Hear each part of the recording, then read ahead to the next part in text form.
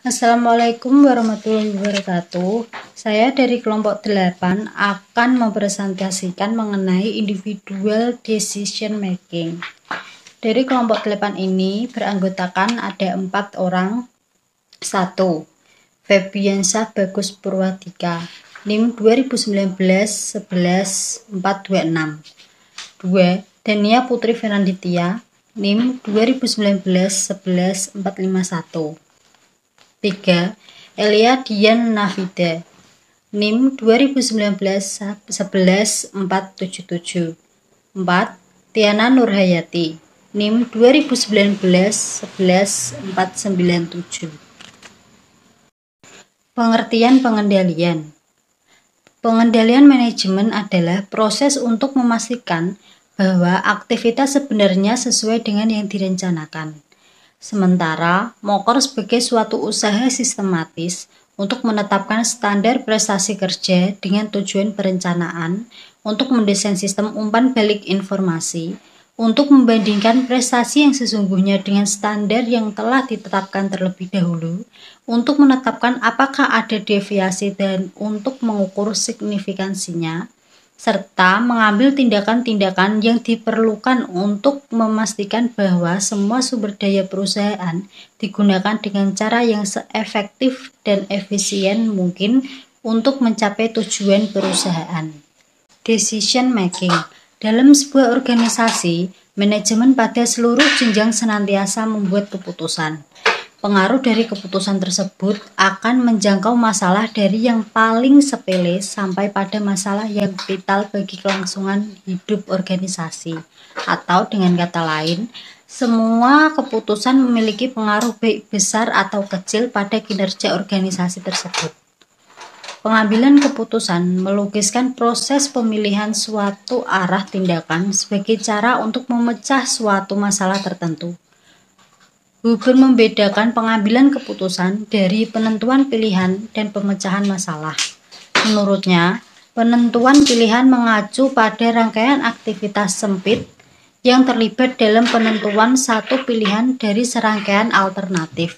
Karenanya, penentuan pilihan merupakan bagian dari pengambilan keputusan. Nama saya Febiansyah Bagus Purwadika, NIM saya 2019-11426. Individual decision making, pengambilan keputusan individual. Keputusan individual sangat dipengaruhi oleh faktor perilaku individu. Beberapa darinya hanya mempengaruhi aspek tertentu saja, sedangkan lainnya ada pula yang mempengaruhi seluruh proses. Meski demikian, masing-masing darinya mempunyai dampak terhadap proses pengambilan keputusan dalam organisasi. Faktor internal dan eksternal. Faktor internal merupakan salah satu faktor yang mempengaruhi perilaku seseorang yang berasal dari dirinya sendiri. Contoh motivasi, emosi, persepsi, nilai-nilai, dan lain sebagainya. Contoh seorang pemuda selalu membuang sampah pada tempatnya dimanapun dia berada. Faktor eksternal merupakan contoh yang mempengaruhi perilaku seseorang yang berasal dari grup. Contoh komunikasi, leadership, dan lain sebagainya. Ataupun organisasi. Contoh budaya di mana orang tersebut berada. Contoh seorang pemuda selalu membuang sampah pada tempatnya saat dia berada di negara Singapura. 4 faktor perilaku individu: sistem tata nilai, resiko, kepribadian, disonansi. Cara meningkatkan skill decision making. 1. Tinggalkan ego dan emosi. 2. Jangan pernah menunda. 3. Selalu penasaran. Pengambilan keputusan kelompok. Dalam banyak organisasi, sejumlah keputusan diambil melalui komite, kelompok, gugus tugas, maupun bentuk lainnya.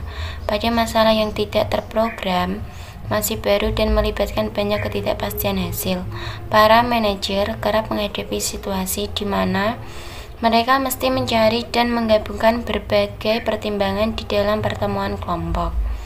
Di sebagian besar organisasi, keputusan atas masalah seperti ini sangat jarang diambil secara perorangan atau dengan cara biasa.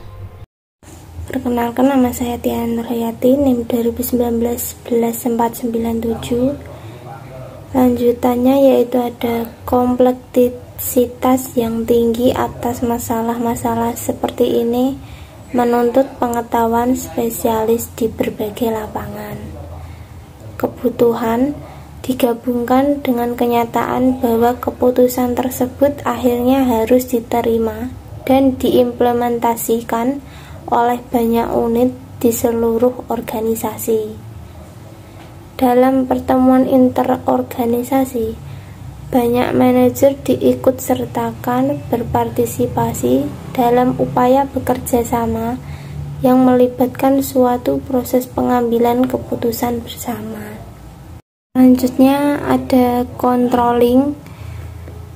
Pengendalian membantu manajer memonitor efektivitas perencanaan, pengorganisasian, dan kepemimpinan, serta mengambil tindakan korektif sesuai dengan kebutuhan.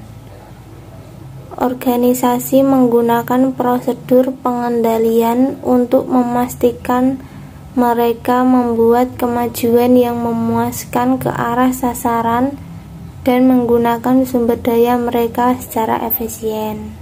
Terima kasih.